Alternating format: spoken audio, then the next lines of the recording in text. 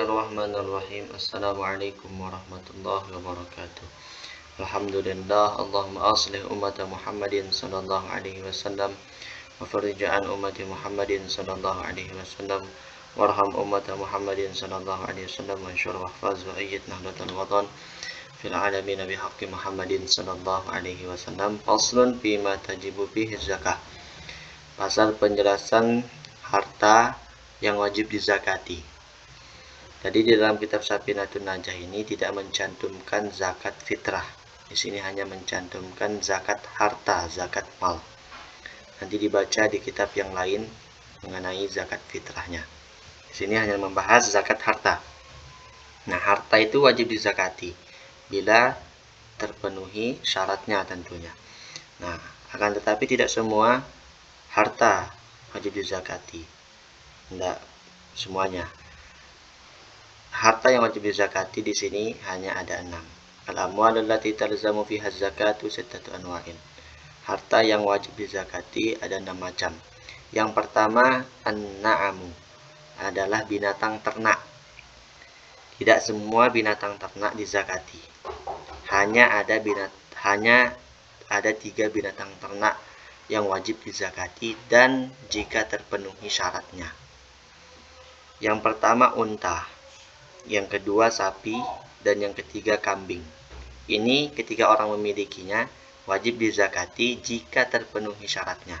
Yang pertama syaratnya adalah nisab. Nisab itu artinya batas minimal mengeluarkan zakat. Jika unta, maka nisabnya 5 unta. Kalau sudah punya 5 unta, maka dikeluarkan zakatnya. Dikeluarkan 1 kambing. Ya, yang dikeluarkan kambing bukan unta. Kemudian kalau punya 10 unta dikeluarkan 2 kambing. Kalau 15 unta 3 kambing. 20 unta 4 kambing. Nanti kalau sudah sampai 25 unta baru berubah. Nanti yang dikeluarkan bukan kambing lagi, tapi unta. Seperti itu. Terus begitu nanti ada hitungannya di kitab yang lainnya nanti dibaca. Cuma ini hampir tidak ada di Indonesia karena tidak ada orang pelihara unta sebanyak itu, ya. Dan belum kita lihat syarat yang lainnya juga. Kemudian sapi. Sapi nisabnya itu 30. Maka dikeluarkan 1 sapi berumur 1 tahun. Nanti kalau sudah punya sapi 40, dikeluarkan 1 sapi umur 2 tahun. Seperti itu dan seterusnya nanti ada. Nah, ini sapi. Yang ketiga kambing. Kambing nisabnya 40. Baru dikeluarkan zakat. Kalau punya 20 kambing belum dikeluarkan zakatnya. Kemudian ya 40 ya. Ini kalau kambing.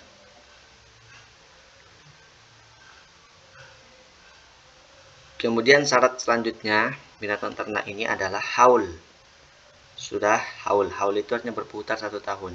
Jika dia misalkan punya unta 5 atau sapi 30, dan 30 itu masih ada dalam setahun, berputar 1 tahun, maka dikeluarkan zakatnya. Jika setahun itu ini berputar dan kurang dari nisabnya, maka tidak dikeluarkan zakatnya. Ini syarat yang kedua. Syarat yang ketiga, saya ringkas saja syaratnya, adalah digembalakan. Baru dikeluarkan zakat binatang ternak ini jika digembalakan di lapangan mubah, bukan di lapangan punya orang atau lapangan sewa. Kalau dia aritkan atau carikan rumput kemudian dikasih makan di kandangnya, maka walaupun dia memiliki sapi 100, kambing 100, tidak wajib zakat karena tidak terpenuhi syarat digembalakan. Jadi kalau dalam setahun lebih banyak dia dicarikan rumput, maka tidak wajib dizakati. Karena lebih banyak dicarikan rumput caranya untuk kasih makan. Yang dizakati itu bila makannya binatang ini digembalakan ya, digembalakan. Walaupun punya 100 sapi, tidak dizakati itu. Bisa jadi tidak dizakati dalam segi dilihat dari binatang ternaknya, tapi bisa jadi nanti dizakati dalam bentuk yang lain, misalkan bisnis, jual beli dan lain sebagainya, seperti itu ya. Nanti dibahas di kitab yang lebih besar tentunya masalah itu. Nah, ini binatang ternak, itu tadi syaratnya baru dizakati. Kebanyakan di Indonesia itu mereka jarang yang menggembalakan, tapi dicarikan rumput. Maka yang seperti ini tidak wajib dizakati. Kemudian wanakdani, dua yang berharga yaitu emas dan perak. Jika memiliki emas dan perak, maka wajib dizakati apabila terpenuhi syaratnya tentunya. Syaratnya yang pertama adalah nisab. Nisab emas yaitu beda pendapat sebenarnya. Ada yang mengatakan 80-an, 84 sampai 96 gram. Jadi kalau punya emas 90 gram, 80 graman atau 90 graman dan berputar setahun, haul, syarat keduanya haul, maka wajib dizakati. Dizakatinya 2,5%. Ini kalau emas. Dan dikiaskan dengan emas ini juga adalah uang. Karena emas di zaman dulu adalah alat tukar menukar, maka di zaman sekarang uang. Jika orang memiliki uang seharga emas 80-an graman atau 90-an graman, nanti dilihat tanya berapa harga emas 1 gramnya, karena berubah-ubah ya. Maka jika orang punya uang seharga emas 90-an graman, maka orang yang seperti itu dan uangnya sudah berputar 1 tahun, utuh 1 tahun, maka dikeluarkan zakatnya. Seperti itu ya. Kemudian wal muasyarat. Muasyarat ini tanaman pokok atau buah-buahan. Kalau buah-buahan yang hanya dizakati anggur dan tamar, kurma. Selain itu tidak dizakati. Cabai, pohon cabai, apalagi yang lain-lainnya itu terong, tidak dizakati itu. Kalau dilihat dari segi tanamannya, tapi bisa jadi nanti dizakati dalam bentuk penghasilan. Karena nanti dibahas oleh ulama kontemporer mutaakhirin mengatakan bahwa bisa jadi yang segala yang berpenghasilan itu dizakati. Karena dilihat orang yang tanam cabai lebih banyak dapatnya dibandingkan dengan padi dan lain sebagainya. Bagaimana seperti itu? Maka ulama membahas dizakati dalam bentuk yang lain, yang hal yang berpenghasilan, bukan dalam bentuk tanaman ya. Kalau tanaman tadi yang diwajib dizakati kurma dan anggur.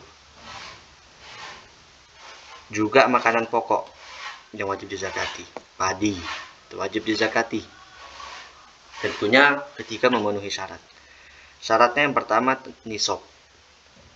Kalau sudah sampai nisab wajib dizakati. Nisabnya tanaman pokok ini dan buah-buahan ini sama, yaitu 5 wasak. 5 wasak itu kurang lebih 720 kg. 7 kuintal 20 kilo. Ini kalau bersihnya ya. Bersihnya itu 7 kuintal 20 kilo, kurang lebih seperti itu. Kemudian kalau kotornya, artinya sama kulitnya itu kurang lebih 1,2 ton. Maka ketika orang panen dapat segitu, wajib dizakati. Dan ini tidak perlu nunggu haul ya. Kalau ini nggak ada haulnya. Seketika panen dapat segitu wajib dizakati. Tapi jika dia panen pertama kurang nisabnya, bisa dijumlahkan dengan panen kedua. Begini. Misalkan dia punya lahan padi di beberapa tempat. Di tempat yang pertama panen, tapi panennya tidak mencapai 1 nisab, maka dijumlahkan.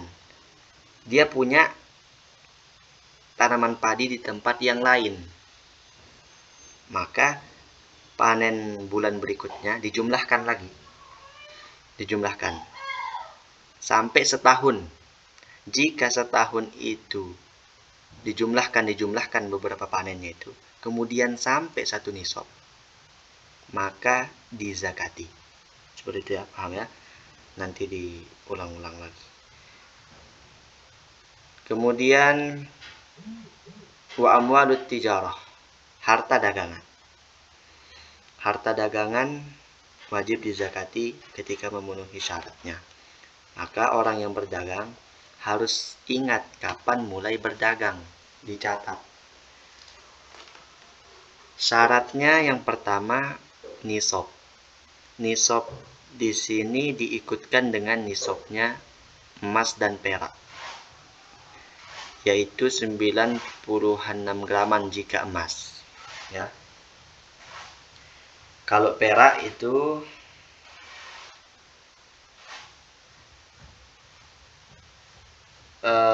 yang paling sedikit kurang lebih 560 gram dan yang paling banyak 670 gram kalau diikutkan ke perak ya. Nah, harta dagangan ini nisabnya diikutkan kepada emas dan perak.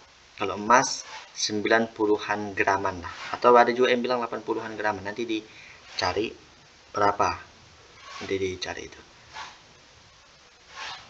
Maka jika barang dagangannya itu dilihat di akhir tahun sudah sampai nisabnya dan sudah berputar setahun, di akhir tahun dilihat sampai nisab, maka wajib dikeluarkan zakatnya.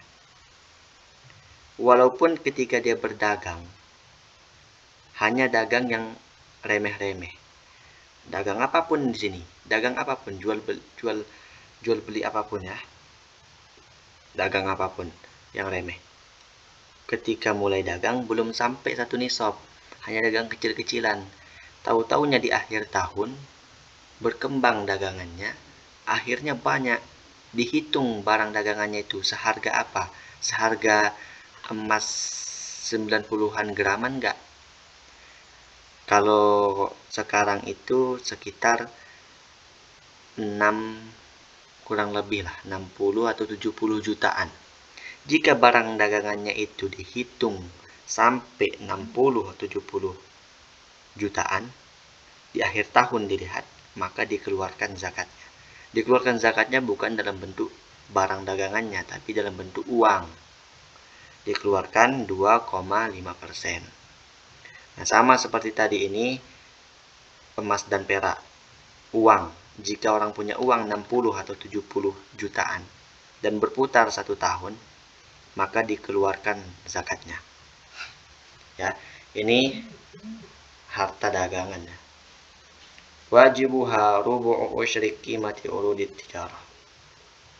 Wajibnya 1/4 dari 1/10 harga barang dagangan, itu yang wajib dikeluarkan.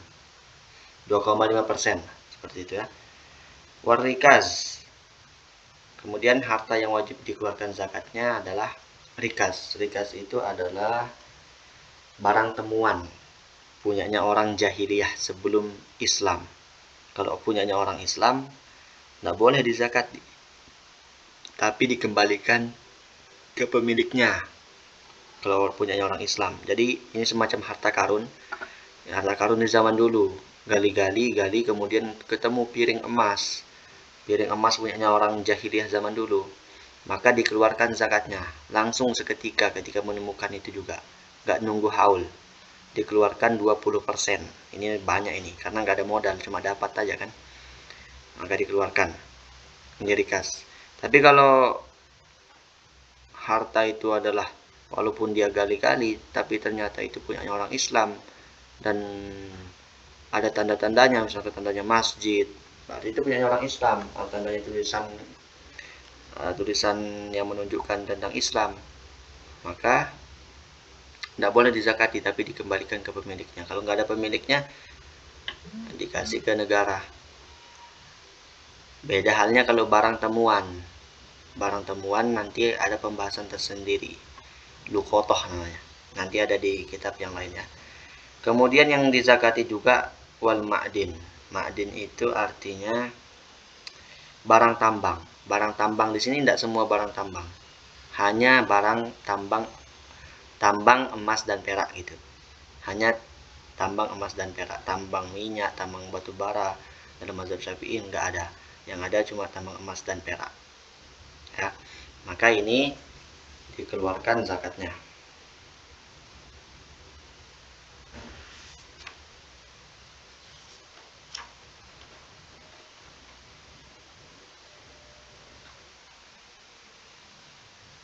Tentunya dikeluarkan di sini jika juga sudah sampai nisab emas gitu, nisab emas peraknya. Dikeluarkan sama 2,5% dan tidak pakai haul, dikeluarkan langsung seketika ya. Nah, ini beberapa tentang zakat harta di kitab Safinatun Najah. Jika ada kesalahan mohon dikoreksi. Nah, sampai sini dulu, nanti kita lanjut ke pembahasan tentang Ramadan, puasa ya. Khairul kalam, Allahul muwaffiq wal hadi ila sabilir rasyad. Assalamualaikum warahmatullahi wabarakatuh.